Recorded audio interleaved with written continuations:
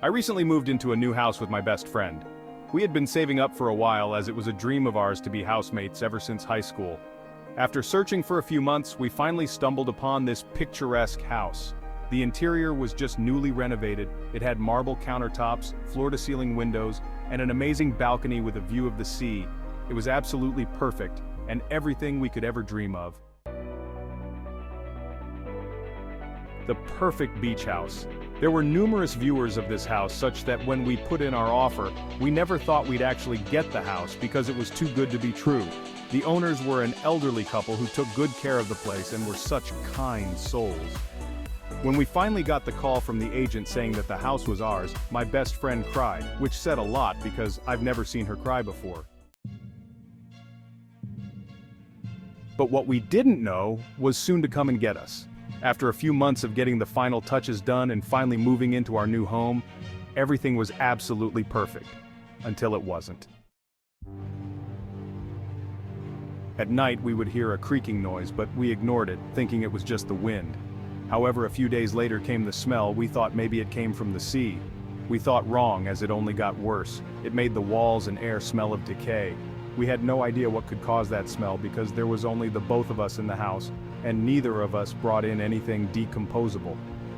After 2 more weeks, as summer was nearing and the temperature increased, the smell only got worse, becoming absolutely unbearable. We had no choice but to investigate where the smell was coming from, and well, it came from our storeroom. That was suspicious and worrying as we never put any foot in there, and nothing was leaking. Perhaps there was a dead animal, a rat or something under the metal rack where we stored our stuff, so we removed the metal rack, but imagine our horror when there was nothing there, nada. That was until my best friend noticed a crease in the wallpaper which we didn't remember being there when we bought the place. I tapped on it and it appeared hollow, and the wood under it creaked a bit like it wanted to give way. The nearer we got, the worse the smell.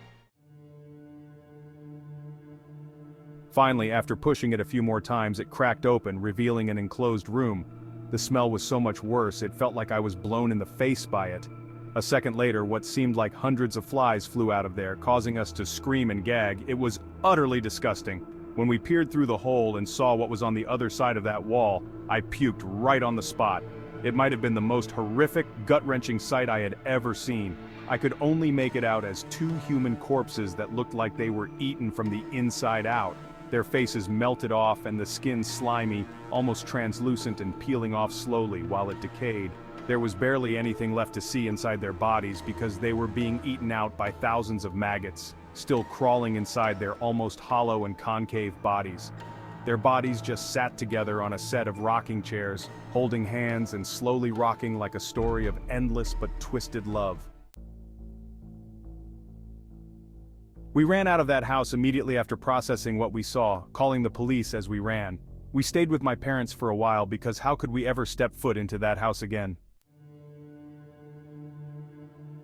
When we heard back from the police days later, we were informed that the 2 bodies identified were that of the sweet elderly couple who were the original owners of the beach house.